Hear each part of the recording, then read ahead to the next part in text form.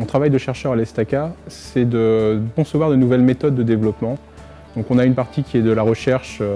plus en amont. Et donc l'idée, c'est de pouvoir l'intégrer dans nos cours de 4e année de manière assez rapide pour leur donner des sortes de cours en avance de phase par rapport aux étudiants.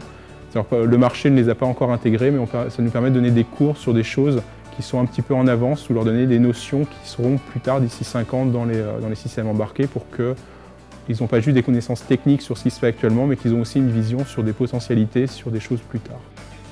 Quand on parle d'innovation, c'est 80% d'innovations qui sont grâce au système embarqué.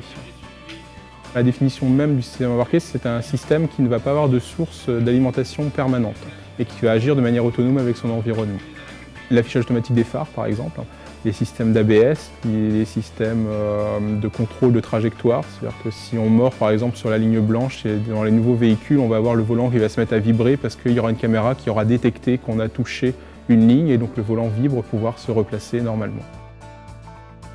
Quand on propose un projet en fait, à des étudiants, on sait que les étudiants vont être intéressés plus facilement par un projet industriel. Et donc nous, on essaye d'avoir des projets qui vont pouvoir être suivis à la fois par un enseignant-chercheur et un industriel va pouvoir apporter une idée ou un projet industriel. Et on essaye de mixer les deux pour pouvoir garder en fait, le lien qu'il va y avoir entre la pédagogie d'apprentissage du projet et le fait que c'est une application pratique. Donc on a, par exemple, en 4e année, on a un projet qu'on fait avec la société allemande Vector. Et il y a un deuxième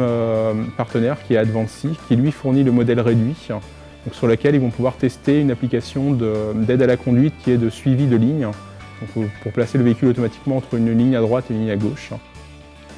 À terme, c'est de pouvoir avoir des véhicules qui vont être un peu plus autonomes, c'est-à-dire que ce type d'aide à la conduite pourrait rendre le véhicule complètement autonome, c'est-à-dire que le conducteur pourra faire autre chose dans un véhicule électrique, par exemple, ou avec ce type de fonction.